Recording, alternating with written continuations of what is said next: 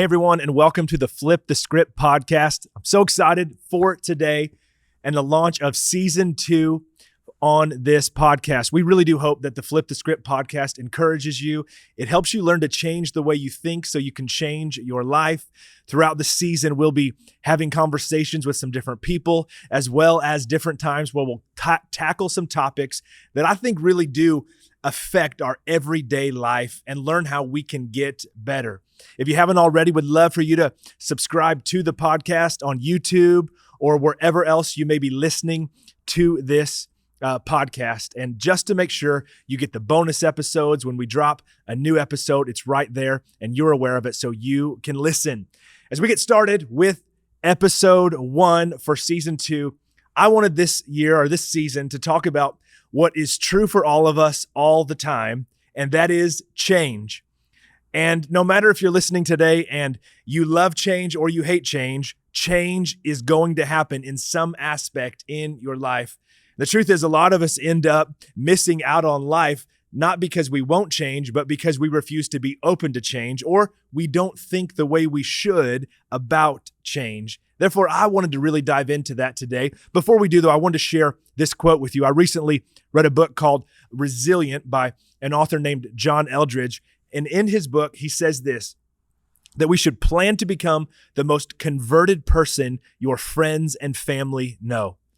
Now, in case you are new to the podcast, I am a Christian. I'm a pastor. I love Jesus. And so while everything that I talk about comes from that perspective, I do think that you can certainly gain insights and learn even if you're not a follower of Jesus. But when it comes to this topic of being the most converted person your friends and family know, we're talking about how you are converted as a follower of Jesus, how it is so obvious you are different. And I begin to think, well, that only happens if we're willing to change and to be changing consistently. And I want to be that person. I want to be a person that when you're around me, when you hear me speak, when you see me at a store, when you have lunch with me, whatever the case would be, it's obvious that Jesus has changed my life, that he's changing my life, that I live from this place of love. And I want that to be true for you as well. If you're a follower of Jesus, I pray you're already seeking that.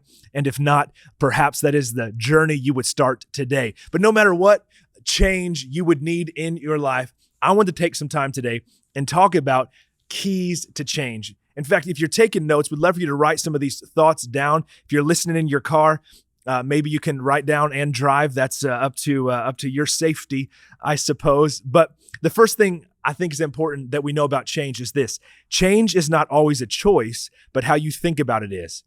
Change is not always a choice, but how you think about it is.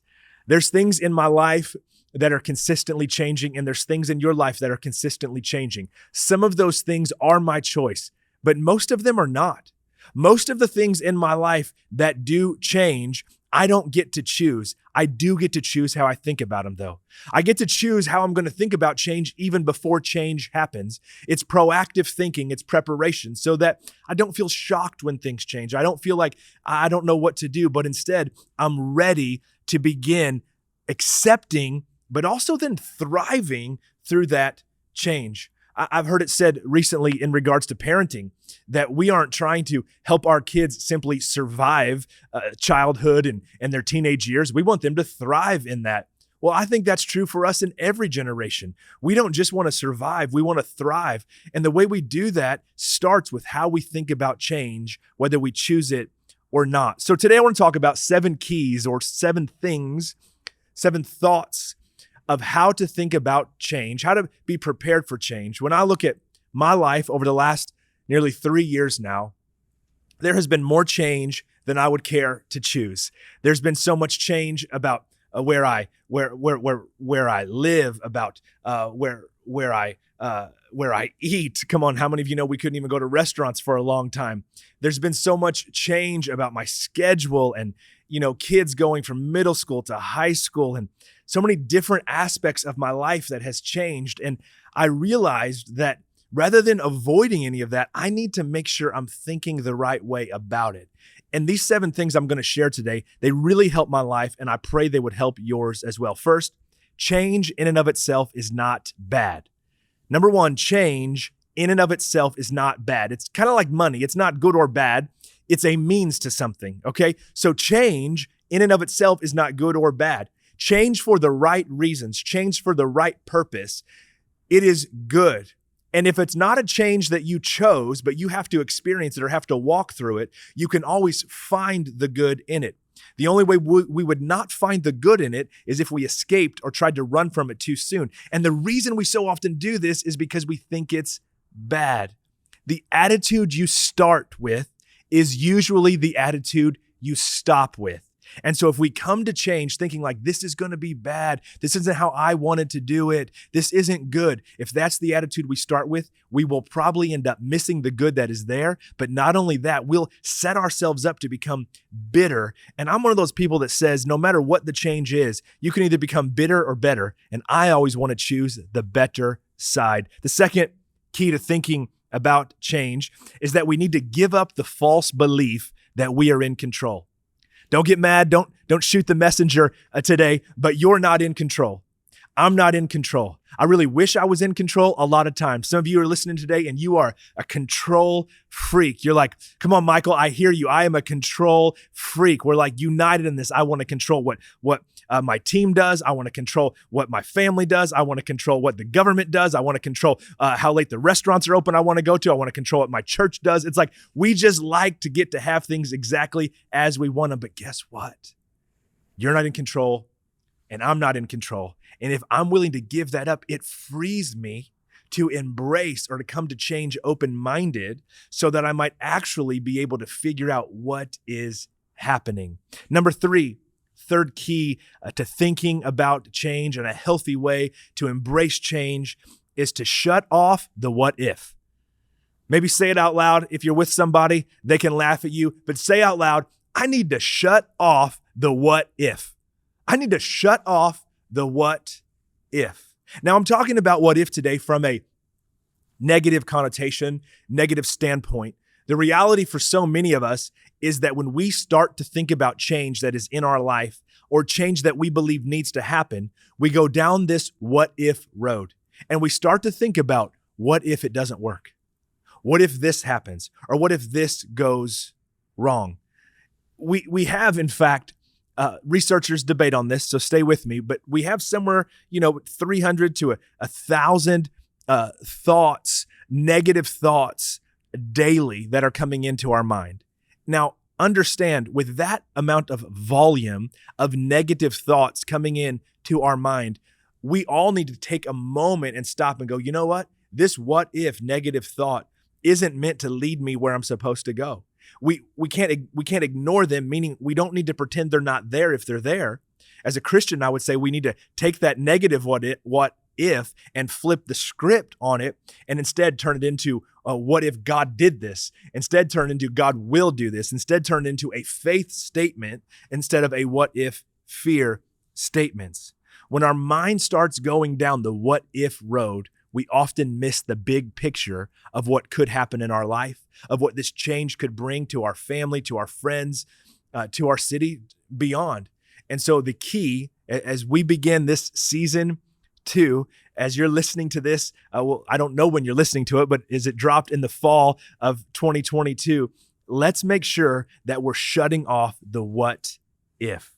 Number four in the 7 keys to prepare or think about change, prepare for challenge.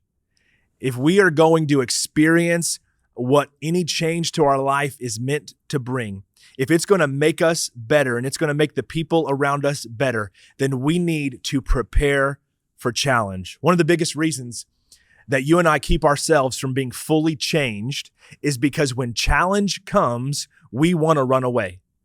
In fact, many times in my life, I've been in full-time ministry. I've been a pastor for around 15 years.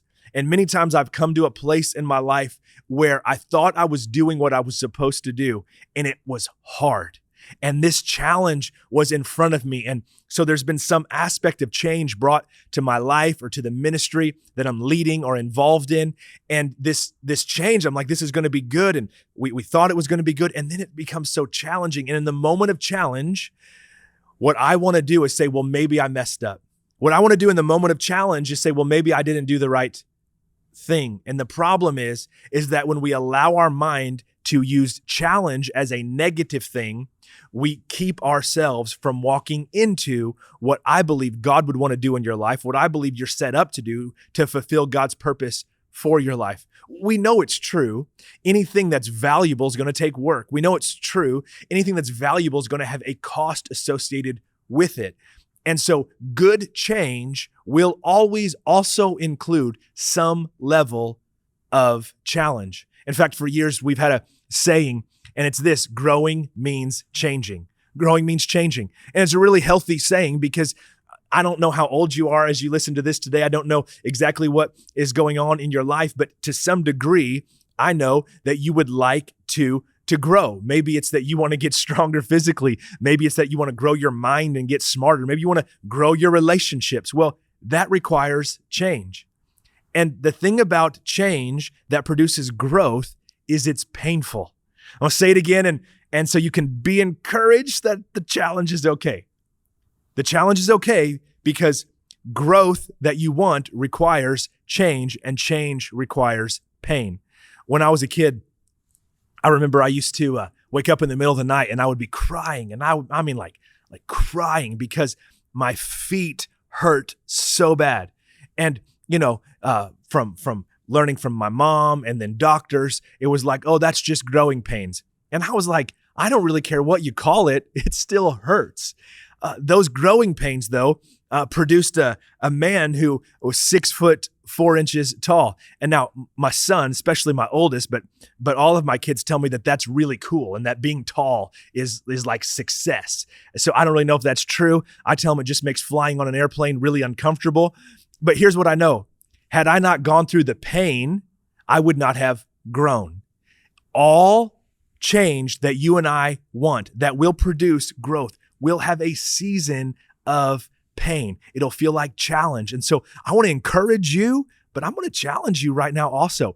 Embrace the challenge of change, because I think it will propel God to do something in you and through you that maybe you'll see this last couple of months of 2022 as truly the best months of your life. Number 5, we're going to number 7. Stay with me. Number 5, keep your core convictions the core. When change happens, we need to keep our core convictions the core. Let's be honest. The world we live in 2022 does not look like it did 2 years ago, especially doesn't look like it did 10 years ago. There's more debate today about what truth is than there has ever been. There's more debate today about what someone should do or shouldn't do, about what is right and wrong than there has ever been, certainly in our generation, but culturally as a developed nation, more debate than we have experienced in hundreds and hundreds of years on these topics. Here's what happens. When change starts to happen, people begin to lose our core convictions. We start to see an element of change that's going on. And rather than seeing what we should do about the change or how we should think about the change, we end up allowing our core convictions of truth. We end up allowing our core convictions of behavior or thought to change with the change. Stay with me. Instead of keeping that core conviction so I'm able to walk through change in a healthy way.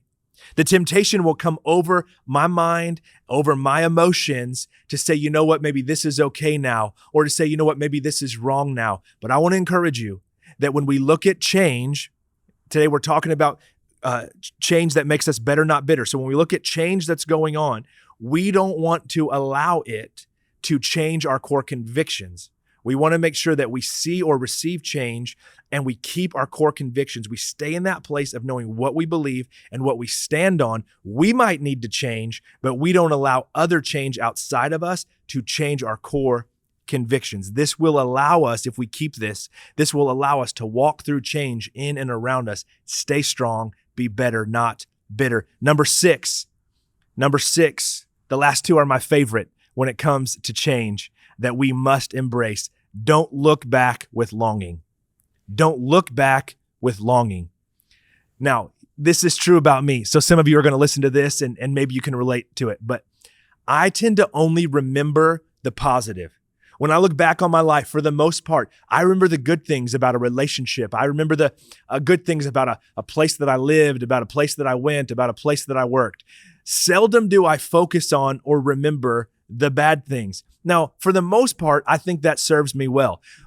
Where I don't think it always serves me well is sometimes I'll be talking to Megan, who's my wife, and about some situation or a person who used to be in our life or something that went on. And I'll be like, hey, we should go back to this place. And she'll be like, you hated it there. You didn't have fun at all there. I'm like, really? I just remember it being great. And she's like, no. And so perhaps I need to make sure that I do remember some of those things. Here's the point when it comes to change.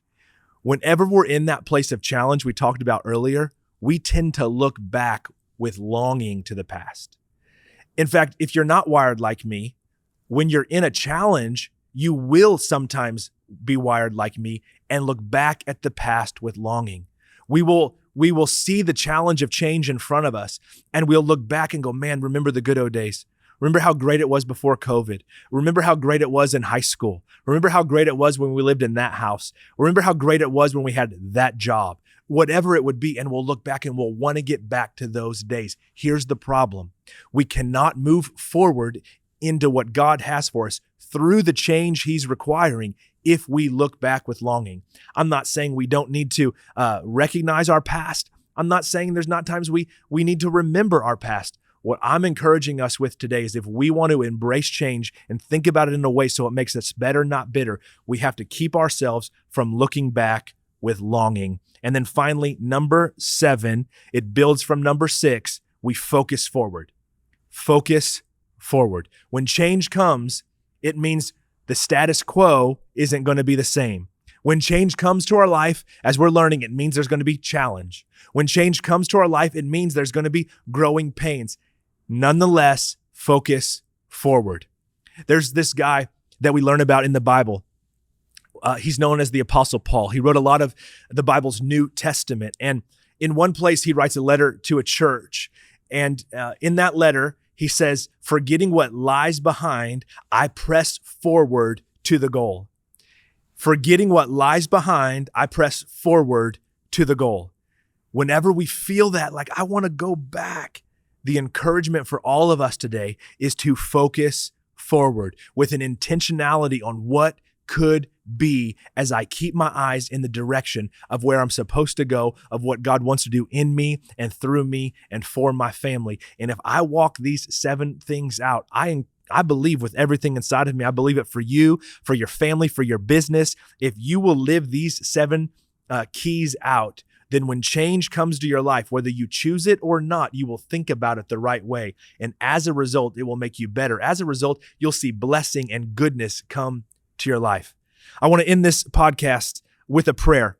This is a prayer that maybe you can pray it every day. If you need to, you can pray it once a week, but it's a way to just really help get ourselves focused on the fact that we're not in control, that we don't need to run from change, that when change does come to our life, we can allow it to make us better. It goes like this. Jesus, I give you control of my life today. I'm not responsible for what others do or don't do. I'm responsible for me, and I take that responsibility seriously. I ask that you would help me embrace change in my life so that I might become more fully converted into the disciple you have called me to be. In difficult seasons, strengthen me emotionally and mentally. Sustain me in the good and bad with happiness and joy that comes from you.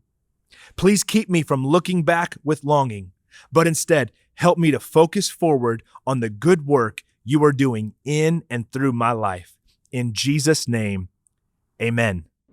Thanks again for listening to the Flip the Script podcast. If you haven't already, we would love for you to subscribe on whatever platform you listen or watch podcasts on. And if this episode encouraged you or helped you in any way, please leave a review and share this with your friends. Tell your friends about this podcast, and also please email any questions or inquiries to info@flipthescriptlife.com.